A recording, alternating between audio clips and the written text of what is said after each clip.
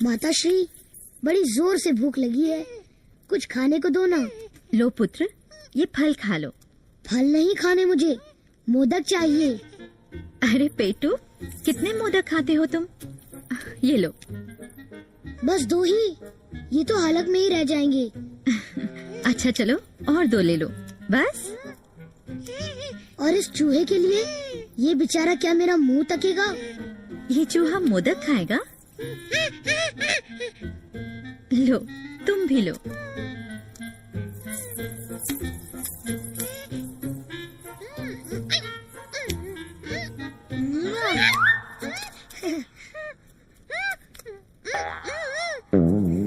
मूषक जी, तुम फल खाओ। लड्डू खाकर मोटे हो गए तो दौड़ नहीं पाओगे। आओ, तुम्हें एक तमाशा दिखाता हूँ।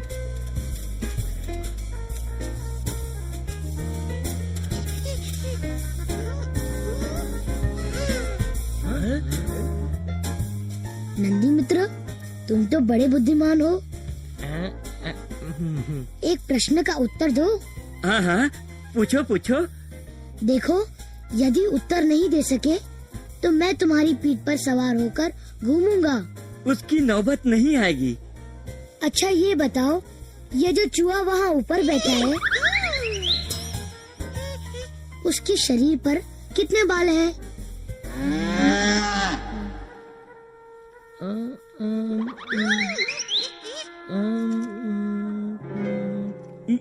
मुझे तो नहीं पता, तुम बता सकते हो? बिल्कुल बता सकता हूँ। इसके शरीर पर 10,000 करोड़ बाल हैं। कैसे? तुम्हें विश्वास नहीं होता तो गिन लो।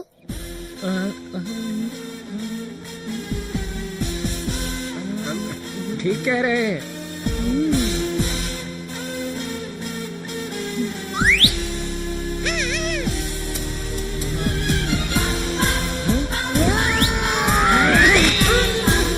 नंदी की पीठ पर से उतर जाओ गणेश जी।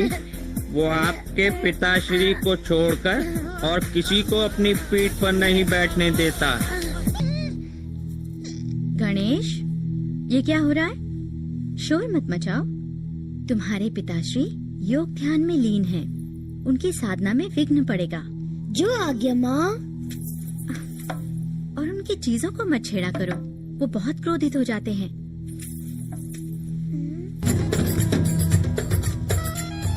अलख निरंजन, अलख निरंजन। प्रणाम आचार्य। चिरंजीवी भव। मैं तुम्हारे पिता श्री भोलेनाथ के दर्शन करने आया हूँ। क्षमा करें ऋषिवर, वो योग साधना में लीन है, आप उनके दर्शन नहीं कर सकते। मैं इतनी दूर से एक बहुत आवश्यक कार्यवश आया हूँ। उनके दर्शन करना अति आवश्यक है। उनकी साधना भंग हो तो वो बहुत क्रोधित हो जाते हैं। आप फिर कभी पधारिए। तुम अतिथि का अपमान कर रहे हो बालक। मैं भोलेनाथ के दर्शन अवश्य करूँगा। ये असंभव है मुनिवर। रे नादान बालक, तू परशुराम के क्रोध से परिचित नहीं है। मैं धमकियों से नहीं डरता मुनिवर। उचित यही होगा कि आप प्रस्थान करें। घोर अपमान। आज तक देवताओं में भी इतना साहस नहीं हुआ जो मेरा मार्ग रोके। आपके अहंकार का सामना करने का साहस है मुझ में। आगे मत बढ़िए।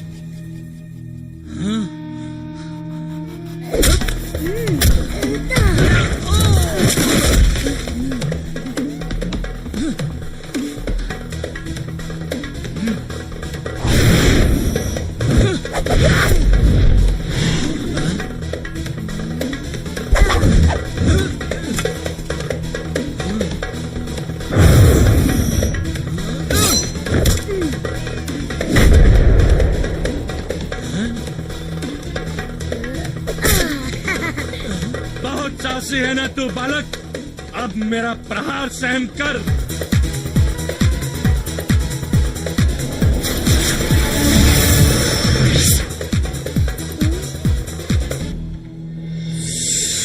शिवजी के परसे को देखकर गणेश जी ने उसका प्रहार अपने दांत पर ले लिया।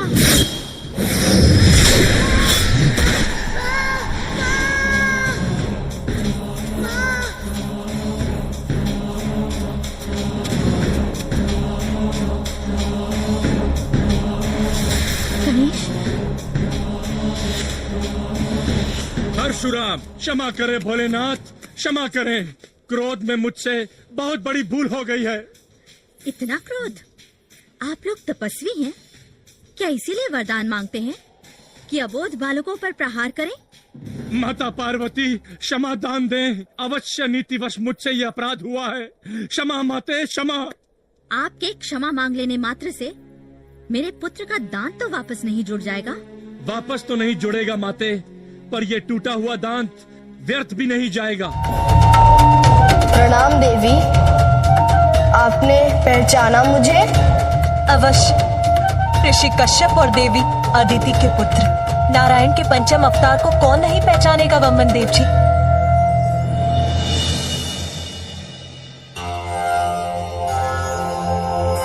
प्रणाम वामन देव जी, आपकी महिमा से कौन नहीं परिचित, जिन्होंने अपने 3 पग में ही संपूर्ण ब्रह्मांड को नाप लिया था। नियति को कोई कैसे टाल सकता है?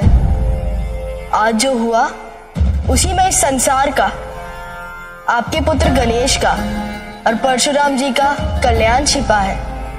कल्याण? कैसा कल्याण? गणेश एक ही दंत से वो पूर्णता पा सकते थे, इसलिए उनका दान टूटा। एक दंत होकर गणेश इस संसार को अद्वैत का संदेश देंगे। उनके इस रूप से इस संसार को ज्ञात होगा कि परमेश्वर एक ही है। इसके लिए परशुराम जी से उत्तम और कौन हो सकता था? माता, ये तो महागणपति की ही लीला है।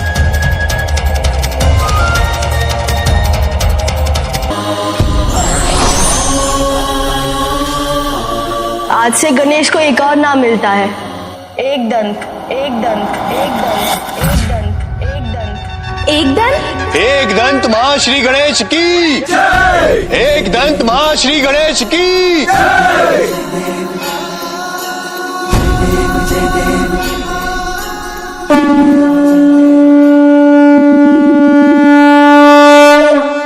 जय देव जय देव जय देव जय देव जय देव जय देव जय देव जय देव।